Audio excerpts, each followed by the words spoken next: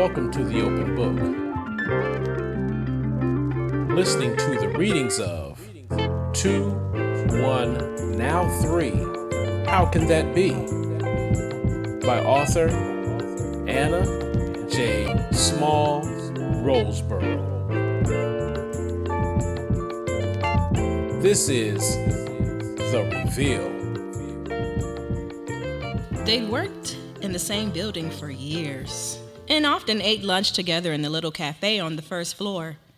Lillian and Louis were getting on in years during a time when most women were married and mothers of 1 or 2 children by their 25th birthday.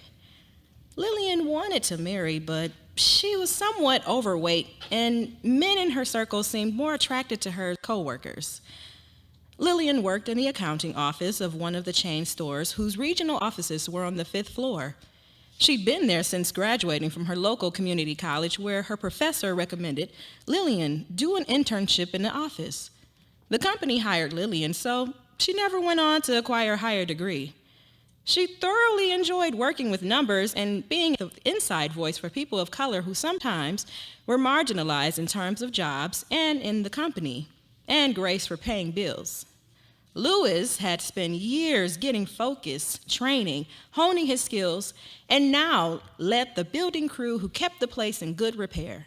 He, too, had gone on to college, did well, and, like Lillian, was hired by a company he'd worked for while a student in a tech school across the state.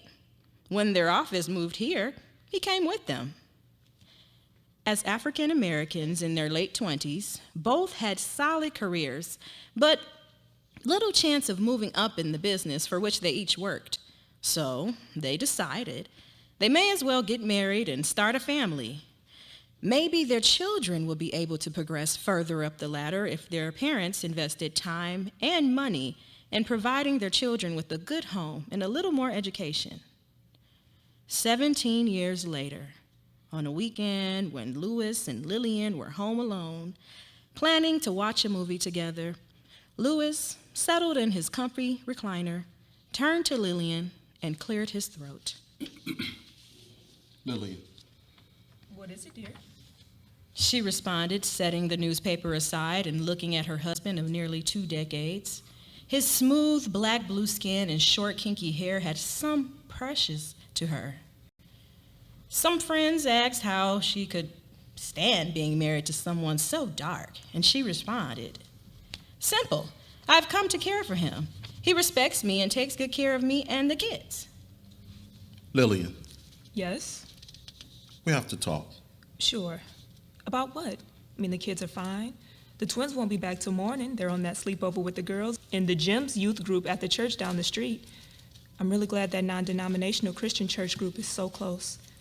I was in Pioneer Girls when I was their age. They don't have one around here.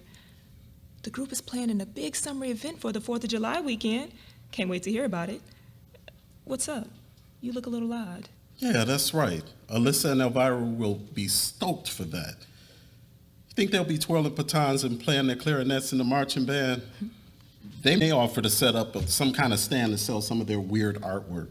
And, Lou Jr.'s going to be at the baseball camp till Sunday afternoon. I hate for him to miss his senior Sunday school class. There are going to be scouts from the state college there. Louis may get a scholarship for college. Won't that be great? Yeah, I know. Honey, so that's why I thought this would be a good time to talk. Beep, beep, beep. Louis' cell phone alerts him to a text message. He's on call this weekend and has to answer. Yes, this is Mr. Robertson. What's up? Oh, that's no problem. Call Frank. He'll take care of that for you. Yeah? Really? Well, congratulations to the family. Gotta go now. Bye. He turned down the volume before putting the phone back on the table next to his chair. Lillian, He says a little louder than normal. we have to talk. This sounds serious, Lou. Something the matter? No, not really. I just decided to come clean with you. Clean about what? I mean, you keep this place nearly spotless as it is. There's seldom a day you're not sweeping off the porch or mopping the kitchen or the bathroom floors. I'm not kidding, Lillian. There's something you ought to know. Okay, Louis, my man. Tell me.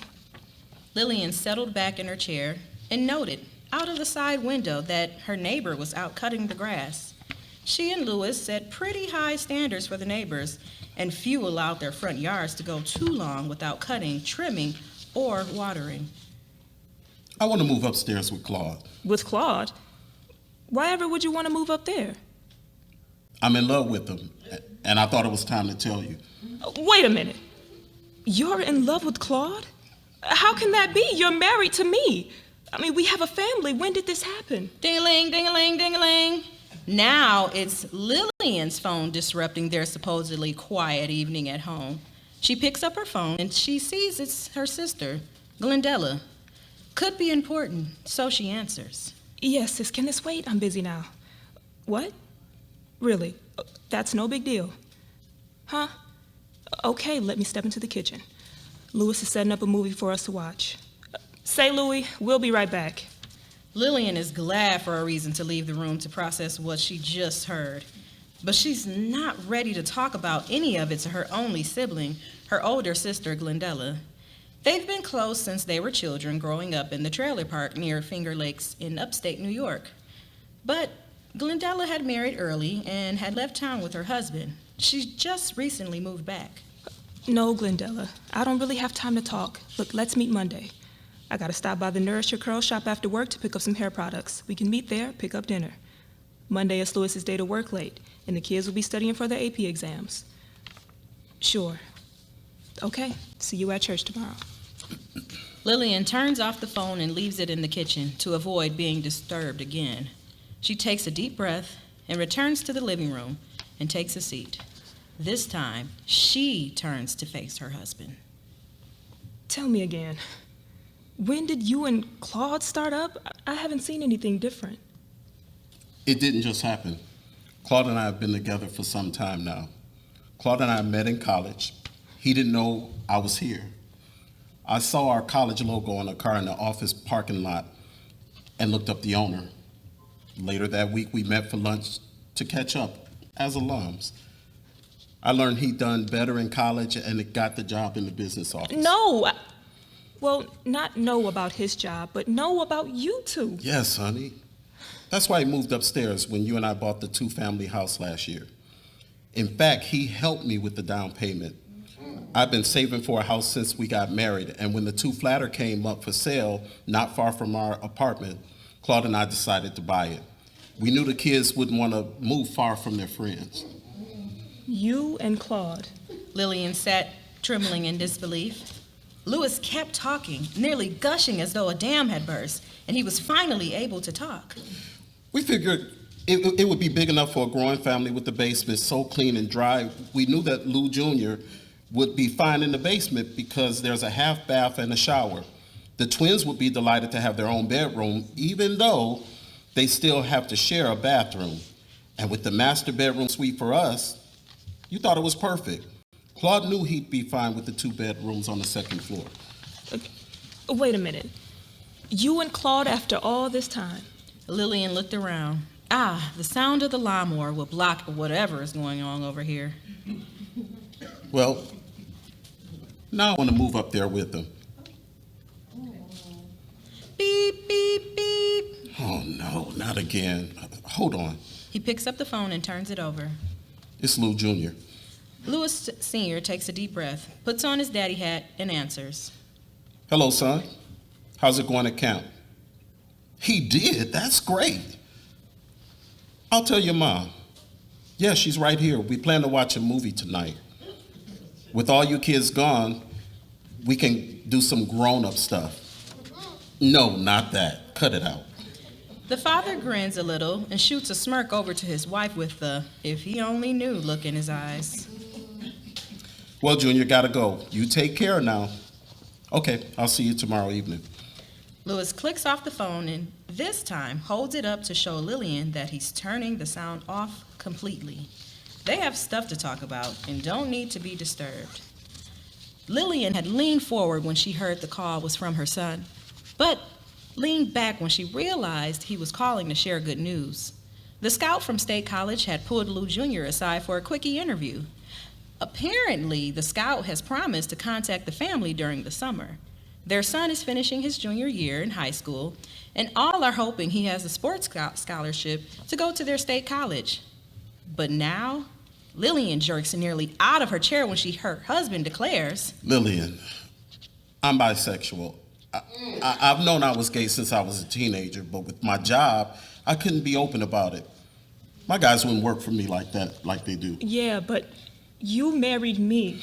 She leaned forward, shaking her head. Yes, I married you because I like you as a person and I wanted to have children. I can't have children with Claude. He understood. Lewis leaned forward, trying to make eye contact, hoping she'd understand. He understood. You mean you talked to Claude about marrying me?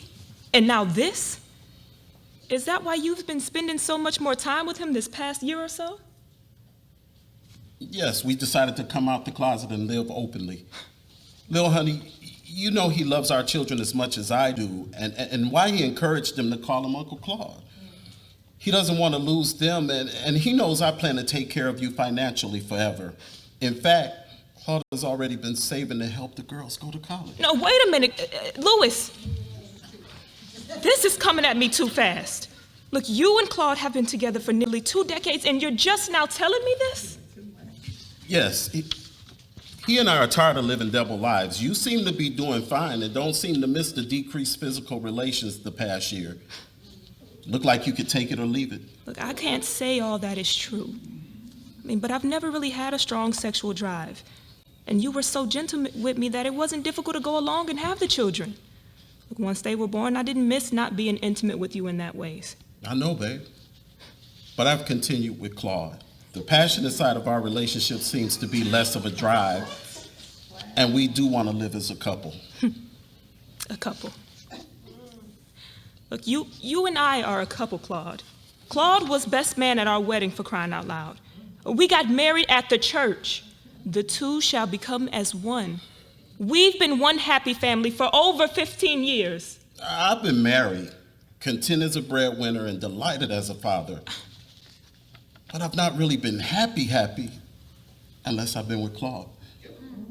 Lillian, still in shock, sits shaking her head and swaying left to right in her leather lounge chair. He answers her questioning eyes. Claude understands that my first priority will always be our family.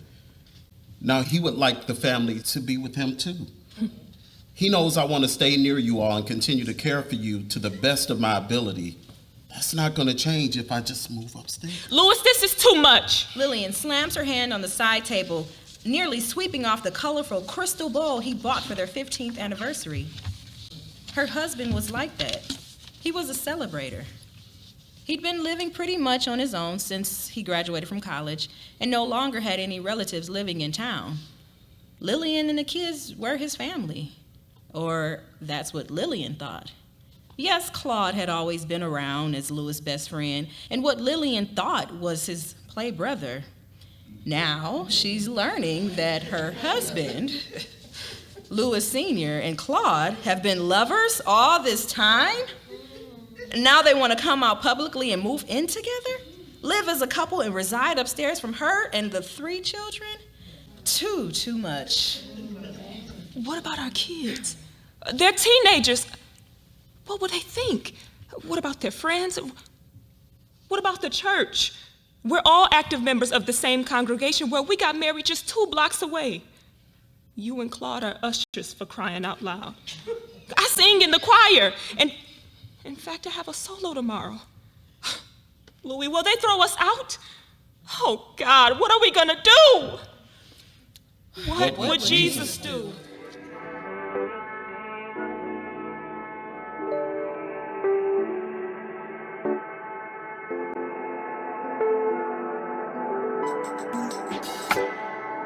This is Glendella's Proposition.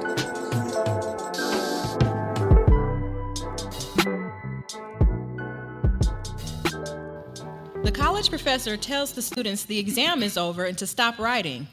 The professor instructs the students to immediately put the test sheet on top of the blue book and pass them forward. Glendella and the other 100 or so students in the exam room do as the professor says. They know from talk around campus that if you do not get that blue book up front right away, he will not accept it, even a few seconds late. And since final exams are 30% of the course grade, few students challenge his unspoken rule. As the last books are gathered, the professor exclaims, "That's it, folks. The last gathering of English 230, rhetoric, oral, and written." The professor further states that the oral presentations given by the students the week prior were pretty good. The professor says, "You're dismissed." Typical rumbling and bumbling arise as students reach into their desk and pull out their backpacks. Glendella slips her hand inside hers to check for her wallet with the bus pass. The next bus home comes at 3:15. Whew, good. It's just 2:35. I got a little more time. Great. Can I talk to you a moment? Glendella swings around and bumps into a student just a little taller than her, 5 feet 8 inches. His bright brown eyes, about the same color as his milk chocolate brown skin, sparkle, as though he's excited about something. Who are you and what do you want? Her eyes roam over his chunky shoulders bulging in a V-neck sweater with the crinkly white undershirt showing. He is rather chunky, so is she. He is muscular. She is waistless. But who cares? He's still looking at her like he knows who she is. I'm Quentin Sanchez, Afro-Panamanian at your service, ma'am. Do you always include your racial lineage when you introduce yourself? Yeah, I do. Folks usually wonder why a black man has a Spanish name. My folks came over when the Panama Canal was built and have lived here since the early 20th century. And what do I want? Yeah, and why are you crowding me? I have a proposition for you. Want to go out and sit under the old oak tree? I doubt many would be stopping to sit around since this was the last exam of the spring term. Most are heading to celebrate or commiserate with one another. I saw some folks shaking their heads as they read the opening question of the exam. A proposition? You got a job offer for me? I was hoping to have something lined up by now. This is my last semester. I'll be getting my associate's degree in a couple of weeks. What about you? Yeah, I'll be getting one too. Much good it'll do me. There aren't many jobs in high tech around here, and I can't afford to move right now. But that's what I want to talk to you about. You thirsty? As a matter of fact, I am. What you got in there to drink? I got some sweet tea. Sweet tea? Ooh, I love me some sweet tea. I know.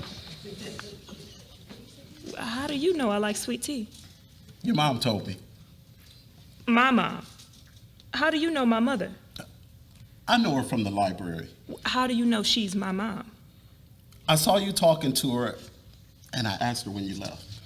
Okay, this is sounding weird. But I am thirsty. Let's head on over to that big oak tree and get some of that sweet tea. It's nearly 2:45 by the time the two students have crossed the grassy quad and are pulling their backpacks from their shoulder. You mentioned sweet tea? Quentin quickly reaches into his backpack and pulls out a plastic bag with a squat purple cup in it. He hands it to her, then swishes out a tall silvery thermos bottle. He removes the cap and hands that to her and begins twisting off the inner cap. Like a bartender, he holds the tip thermos high over the cups and pours in the tea until the cup is about 2/3 full. He twists, then he tilts his wrist back to stop the flow of the tea, then begins the same flashy pouring into her cup. She takes a sip. This is tasty.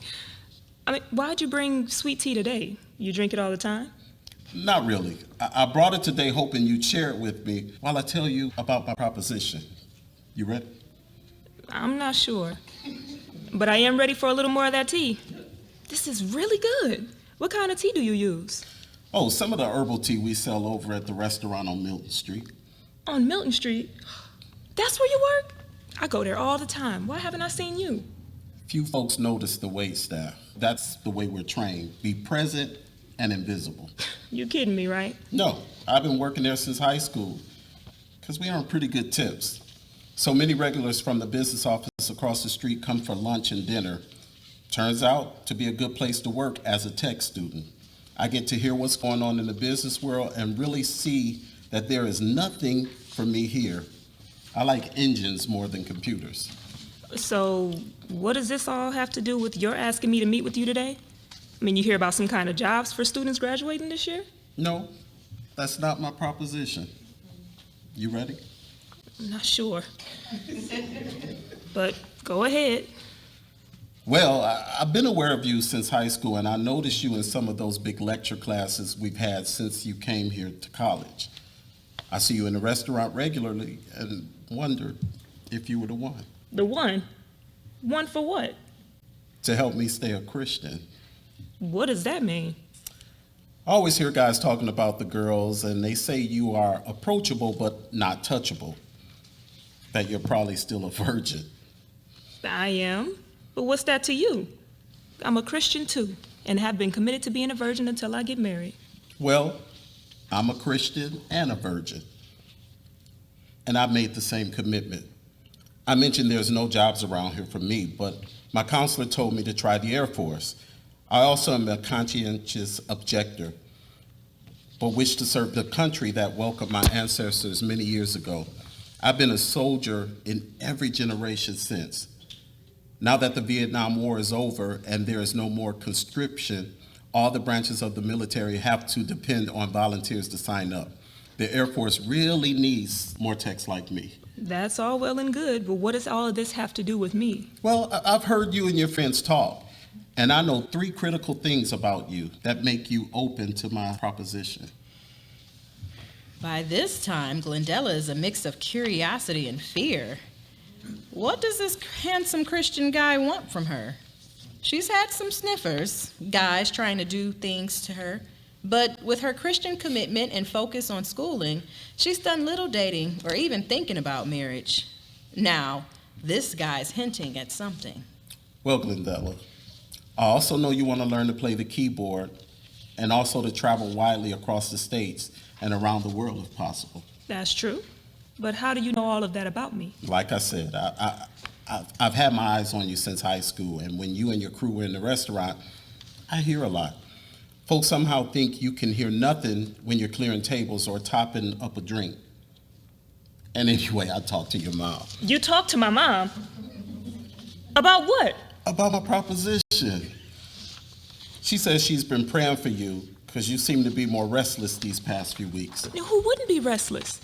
I'm graduating from college and have no prospects of a job. I can't keep living off my mom. My dad's insurance pretty much paid for all my college, and I've been living at home. I got a younger sister, you know. The rest of the insurance is for her. Yeah, I know about Lillian. Anyway, you want to hear my proposition?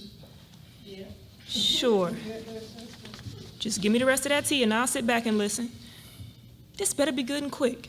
My bus comes in 8 or 9 minutes. I gotta get over there early. No problem. Here's the tea.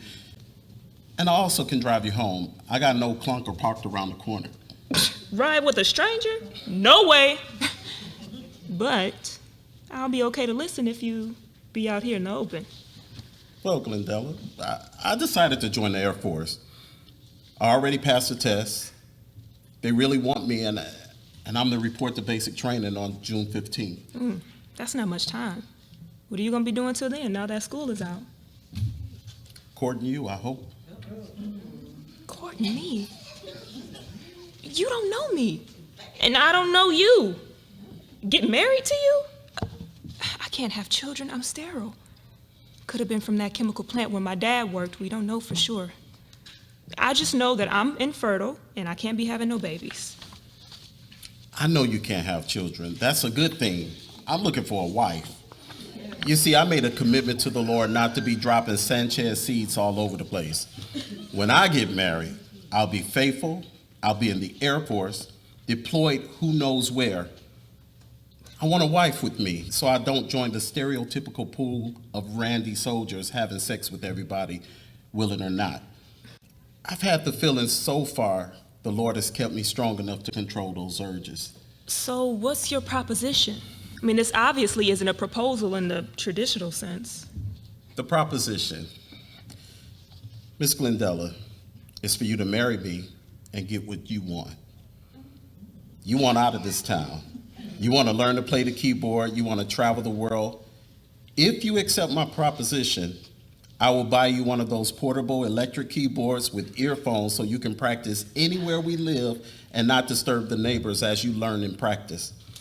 As a military family or couple, we're likely to be sent to various places around the country and around the world. And as often as we can, We will vacation in places on your I want to go there list. You kidding me, right? Quentin, I don't know, this sounds so tempting. I mean, I too have been praying about the opportunity to travel. I didn't think many guys would be interested in marrying me when they learned I wouldn't be able to have children. By the way, how did you know? Did my mom tell you? No, she merely confirmed what I'd overheard in the restaurant. It must have been the day you learned the news because your friends were commiserating with you rather loudly. Quentin, you talked to my mother about marrying me? This sounds like an arranged marriage kind of thing where the man talks to the parents before proposing to the woman. Putting it that way, Glendella, I'd say it's been arranged by God. Arranged by God. You think we're players on a chessboard. Look, I'm my own woman with a God-planned destiny. Oh, I guess I agree with you after all. I do believe you're giving serious consideration to my proposition.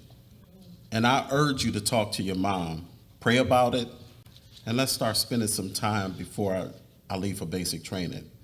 Then we can write and call as time permits, then have a small wedding before I go to Texas for text training.